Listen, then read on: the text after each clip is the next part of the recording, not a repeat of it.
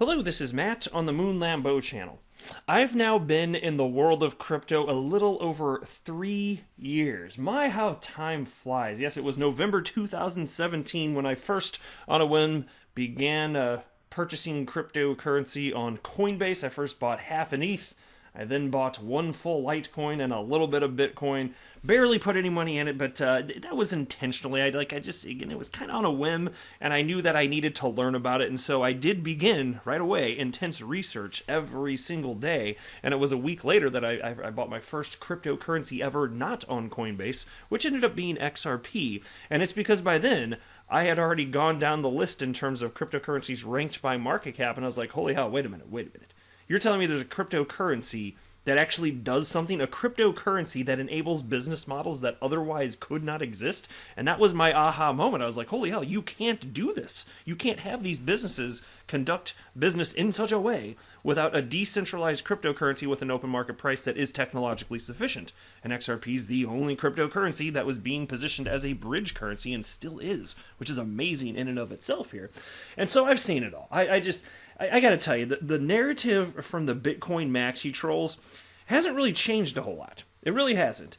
It's been doomsday from the beginning. Ever since I was here in the world of crypto, it's, oh my god, XRP, it's the scary narratives, it's going to zero, it doesn't do anything, blah, blah, blah, blah, blah, blah, blah, blah, blah. It's all that crap from Bitcoin maxi trolls. And given that there's so many new people jumping into the world of crypto, I just wanted to add a little perspective to this because I know that this type of language and the narratives that the Bitcoin maxi trolls drive, even the ones in mainstream media, it's affecting, I believe, people's buying and selling decisions. And so while I'm never going to offer financial advice because I don't have a financial background and no financial background whatsoever, so you shouldn't buy or sell anything because anything I say are right, I'm happy to share my everyday Joe Schmo opinions and point out what to me is a very clear and simple thing, which is that so many of these people in the world of crypto, they're ideologically driven.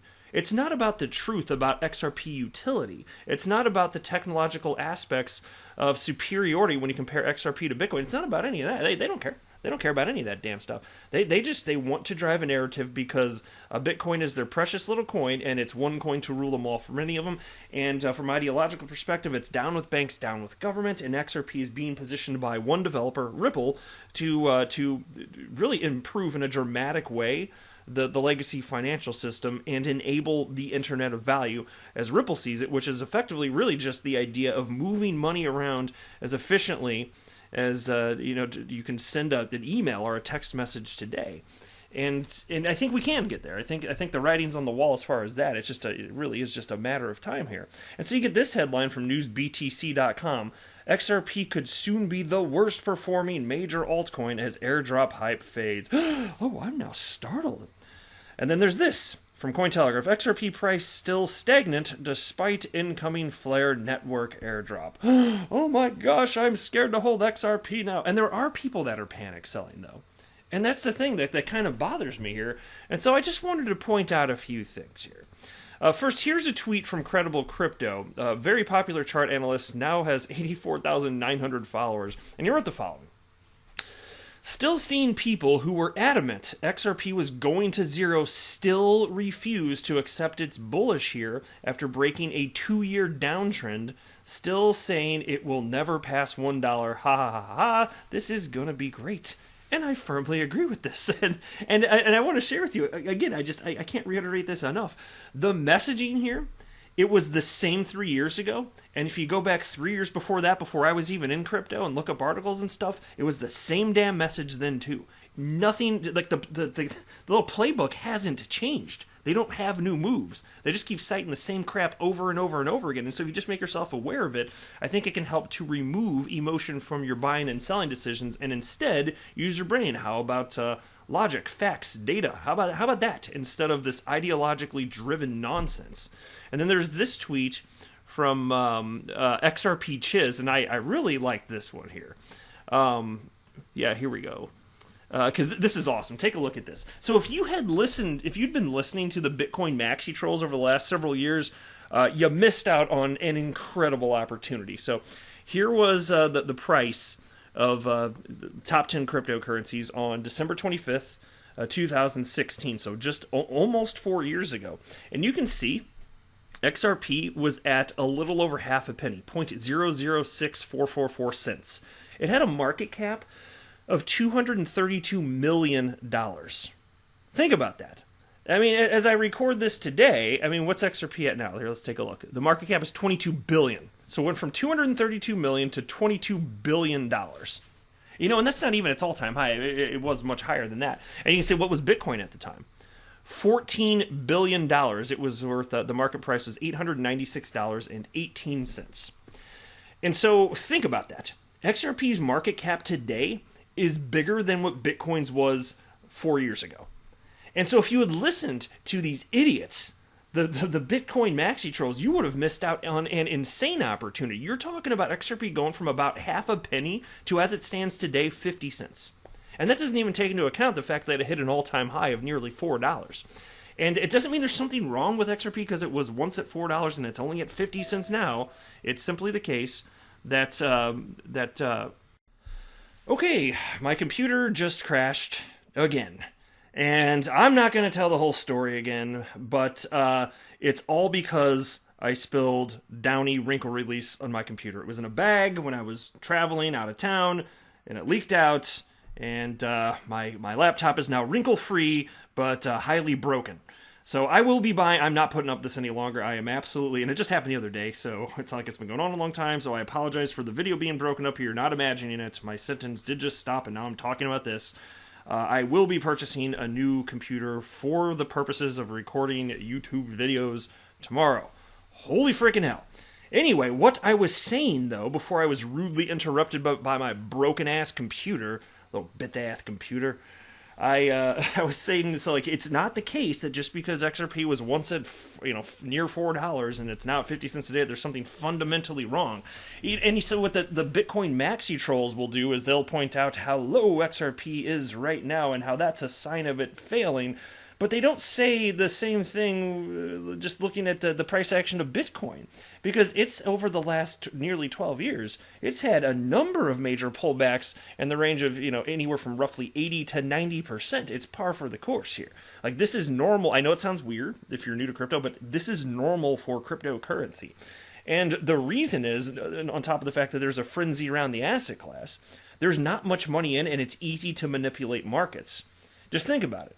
If I throw a $20 bill on a table, you or anybody else could come by and drop another $20 bill down, and damn, look at that little market cap of the table, the United States dollars in this particular made-up scenario, it's now doubled. It takes almost no effort. And so you can imagine, with not that many humans participating in the world of crypto, it's extremely volatile. There's way more money in other asset classes. This is by far the smallest asset class on the planet. So when people say stuff like this, it's like I feel like sometimes it's almost like I feel a little offended because they think I'm stupid enough to fall for their damn narrative. And really, it's not really even about stupid. That's not precise enough. It's really more so that they're taking advantage of people that don't have enough information, especially if they're new to the world of crypto. And it's just, what do you do? If you're a normal human, you're going to respond emotionally. And so I don't blame people for all of this, but it's a bunch of nonsense. And you can see, look at these little subheadings here in this article. XRP struggles to gain momentum despite strong market conditions. Here's another subheading in this same article. Fading airdrop hype puts the token in a bad position. Now, mind you, XRP has simply been consolidating after a massive push up, but still they're writing an article about XRP in this light? There are over 7,000 cryptocurrencies. They're not doing this with other cryptocurrencies, and that's because Ripple and XRP are both the enemy of the Bitcoin maxi troll. That is exactly what's happening here. And you can see here's an analyst named Luke Martin, a popular cryptocurrency analyst, who says XRP is down 13% since the airdrop earlier this weekend was completed. Holders better hope for more airdrops or this could quickly become the worst performing major alt again. Oh my god, scary times here. That is the stupidest freaking... no, that's not how this works. Which is not to say that XRP can't go lower, but I'm also not going to say that Bitcoin can't go lower. The market moves together. And it's not just that they're overcomplicating this, it's that they're applying what I keep saying, I insist, is a false narrative. And it really bugs the hell out of me. I'm seriously, it grinds my gears, my friends, here. And it's the same crap here from Cointelegraph. XRP price still stagnant despite incoming Flare network airdrop.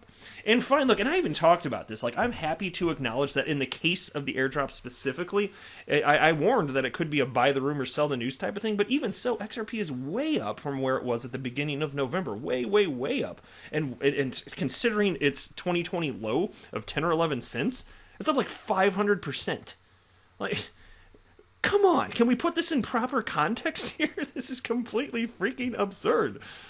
You know, everything's gonna be okay, guys. Everything's gonna be okay. I'm just saying here.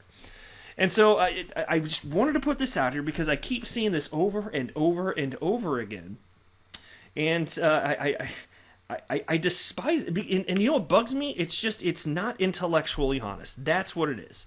It's deceptive. And it's not fair to other people that are reading your garbage here. Just try to be a bit more objective here. And the whole down with banks, down with government, and then one cryptocurrency to rule them all, in this case Bitcoin, it's a fantasy. Those are fantasy ideas that it's never going to come to pass. It absolutely will not come to pass. And then here's a separate piece, moving on, from crypto media outlet You Today. MicroStrategy's Bitcoin announcement may harm its shareholders, says Peter Schiff, and here's how. And so I do like Peter Schiff. I agree with him on substantially more than I disagree with him on, but he is dead wrong about crypto, and this is fascinating. He's a crypto naysayer, and in this case, it's typically Bitcoin that he's talking about. He'll talk about crypto in general sometimes, but really it's primarily just Bitcoin specifically. So anyway, Goldbug and Bitcoin hater Peter Schiff is certain that Michael Saylor, who is at the helm of the MicroStrategy giant, made a mistake when he announced the company's plan to allocate its recently raised $650 million into Bitcoin. The head of Euro-Pacific Capital, Schiff, explains why. Peter Schiff critiqued the announcement that MicroStrategy should be acquiring Bitcoin with the eye-popping $650 million that the company raised by selling specially issued securities last week. The gold lover and CEO of Euro-Pacific Capital stated that this announcement may influence the Bitcoin market. Traders, he explained, may start accumulating Bitcoin before MicroStrategy and drive Bitcoin up. Do you think that all of your positive speak about gold might impact the market and cause people to buy? Well, of course, that's why you talk positively about gold all the time. You're convincing people to buy your yellow rocks, Peter Schiff. So it seems a little disingenuous when you're talking about market participants acting in a legal fashion in a way that they believe benefits their company, to cite that it's somehow some sort of evil manipulation, because that's effectively what you're getting at. I know you didn't use those words, but that's effectively what you're getting at. To me, that doesn't seem reasonable. It just simply doesn't seem reasonable. And you know, this is just another one of those comments that really is not going to age well. And so take a look at this quote from Peter Schiff. Since Michael Saylor made the mistake of publicly announcing his $650 million Bitcoin buy in advance, traders can buy first, pushing up the price of Bitcoin now so they can sell later at a higher price, potentially leaving MicroStrategy shareholders as the ultimate bag holders.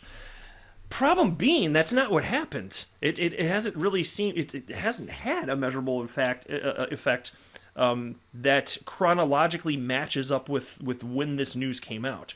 So it's already not true. But nonetheless, here you go. It's just like, it starts to make me wonder here, does he believe that statement? Does he really?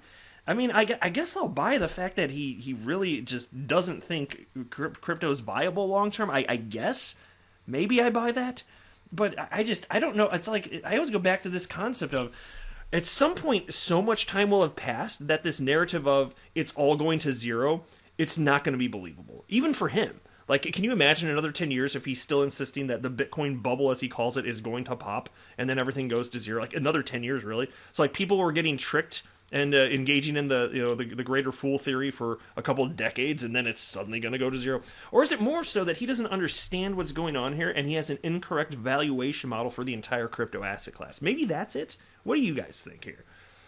And so it's silly. So I thought I'd add this in at the end of the video because, Bitcoin, the Bitcoin maxi trolls like to give crap to the XRP community, and non-coiners like Peter Schiff here like to give crap to Bitcoiners. Of course, he'd say the same crap to us too, but it's just I don't mind people being wrong, because there's no way we're all going to be right about everything. I just want the intellectual honesty. That's what I want.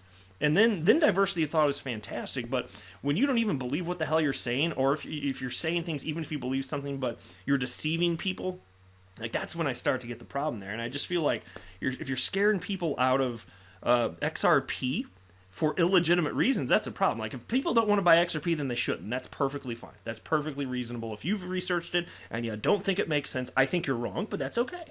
But not for these scary reasons about it, in relation to Bitcoin price action, this or that. It's nonsense. It's pure tripe here. So I just wanted to say my piece, and that's it. But I guess I'll go ahead and wrap up here. It's as good a point as any. Before my computer crashes again, I got to get rid of this piece of junk. Oh, it's so wrinkle-free, though. It's that part of it I really like. All right, I am not a financial advisor. Do not buy or sell anything, because if anything I say or write, that would be a very, very, very bad idea. Until next time, to the moon, Lambo!